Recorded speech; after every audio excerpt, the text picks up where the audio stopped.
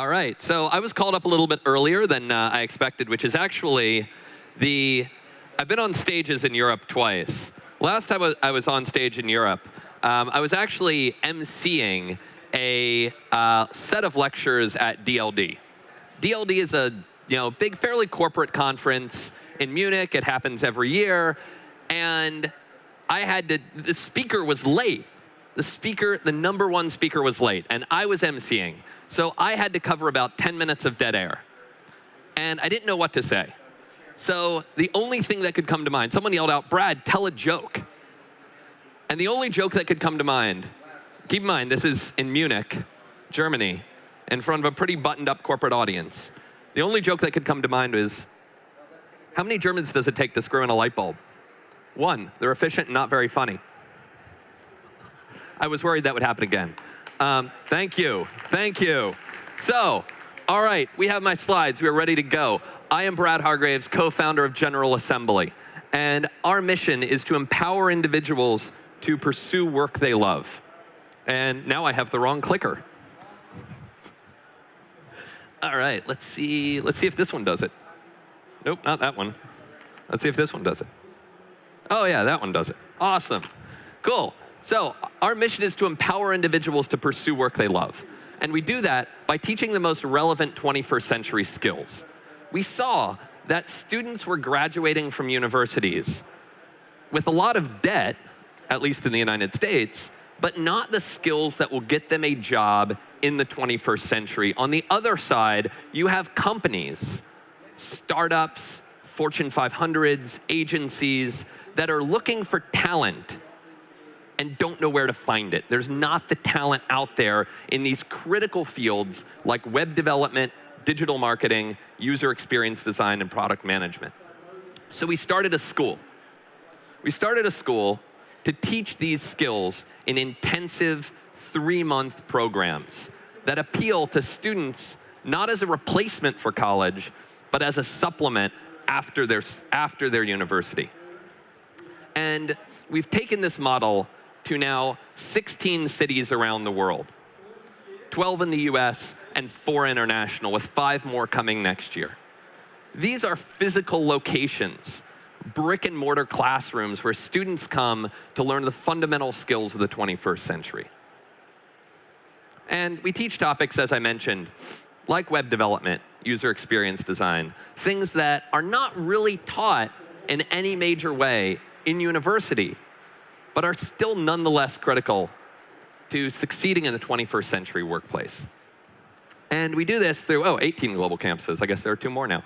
18 global campuses and a robust online platform that we use to teach not just students that come in to our campus, but a large number of about 40 Fortune 500 companies we work with to help them and their employees better understand these core skills. And kind of above all of that is a global network of over 15,000 alumni that will be bigger and more active than the Harvard Business School alumni base by 2016 and existing in all the top cities around the world.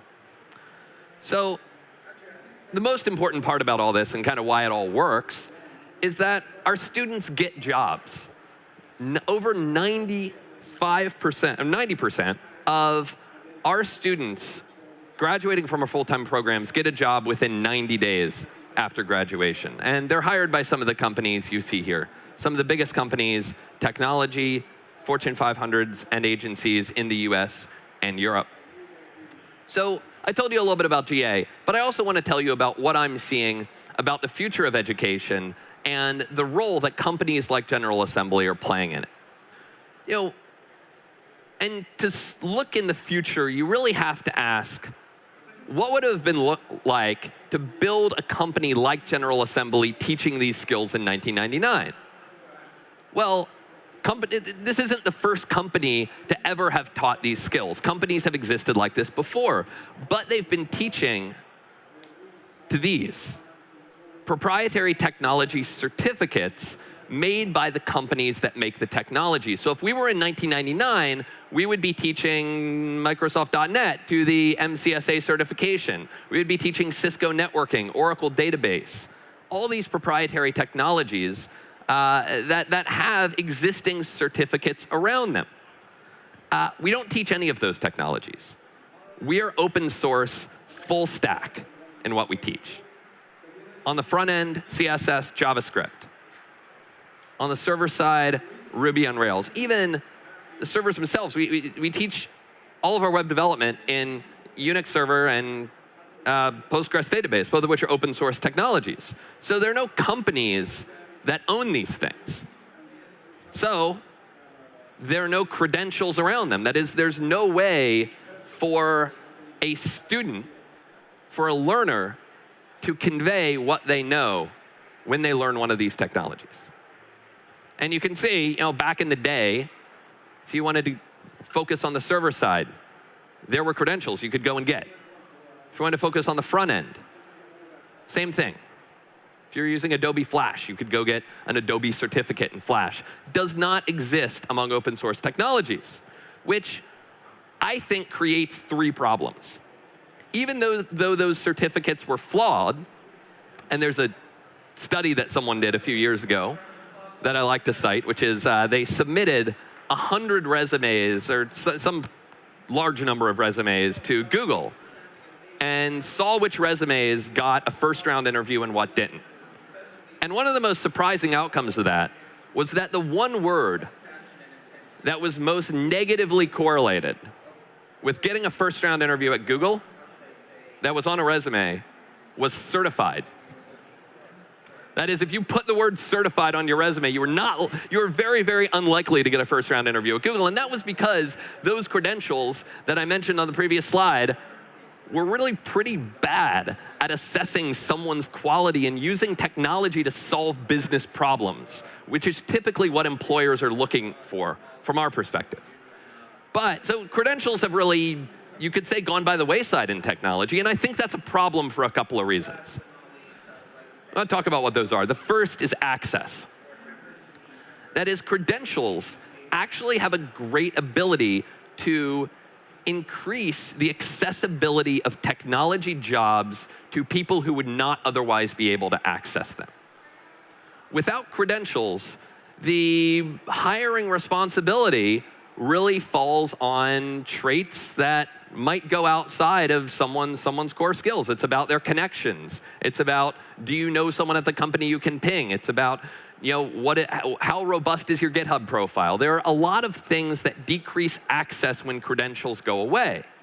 And at General Assembly, one of our missions is to democratize technology and design and to make these fields much, much easier for anyone around the world to access. That is, you don't have to have a computer science degree. You don't have to be deeply connected in Google. So access is a key thing that goes away when you don't have a robust set of credentials, which we've seen really decline over the last 5 to 10 years in technology. The second is transparency.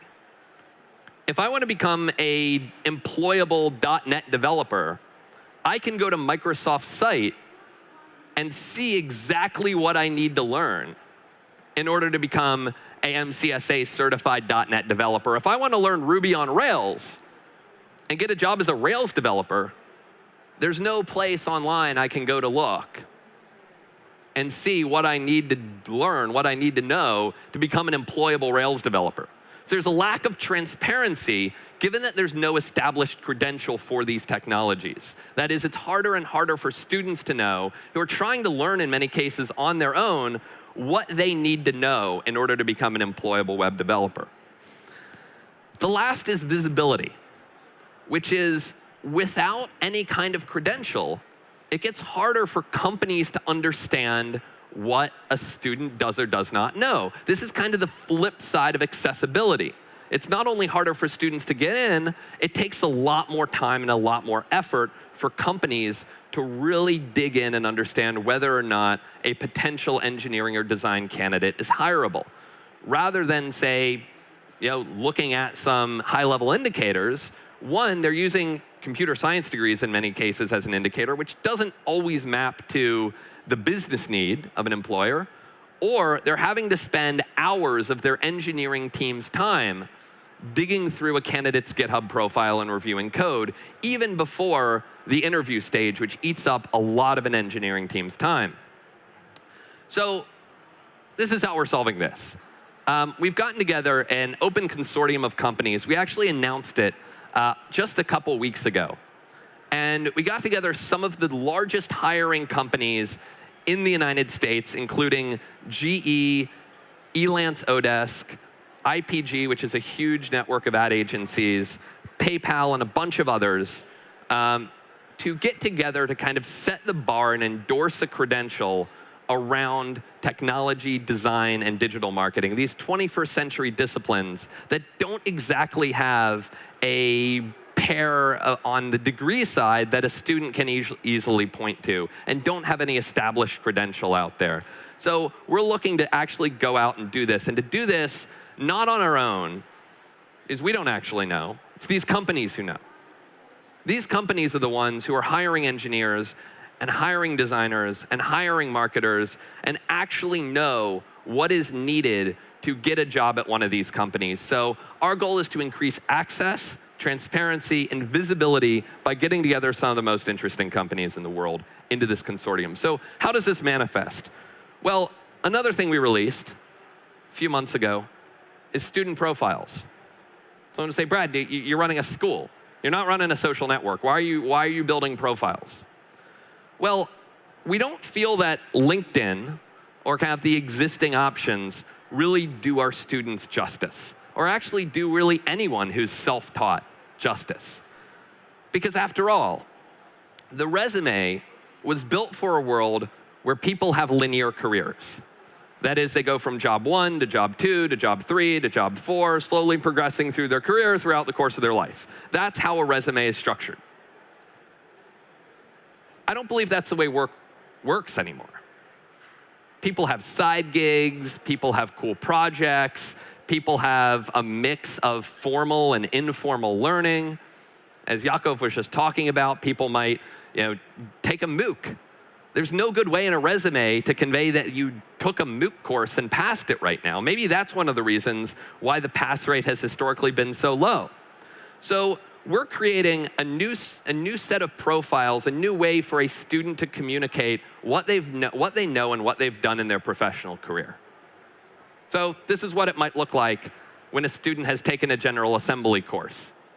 So rather than just simply displaying the course and the credential they got, it's going to give a narrative of what the student did, the projects they created, the languages they used, the technologies they employed. And you can actually dig into the project and better understand what the student is working on. You also get a background in what kind of formal education they've had and some high-level understanding of what skills the student claims to have. You see right now the students saying that they're best at Ruby on Rails, JavaScript, and HTML and CSS5. Now, that's just what the student self-reported. And you can kind of see how, focusing on this, you can take this idea of a next generation of credentials and better build it into the profile system that a student would have. And to create a much more nuanced, yet robust, way to display what a student's work has been, what a student's capable of doing, and the projects and really interesting things that have motivated them in the past to do great work. And we feel that doing great work is what these students ultimately are going to be hired for into their jobs. So, thank you. Hopefully this has given you a sense of some of the things we're working on and some of the things we see in the future of education. Nice?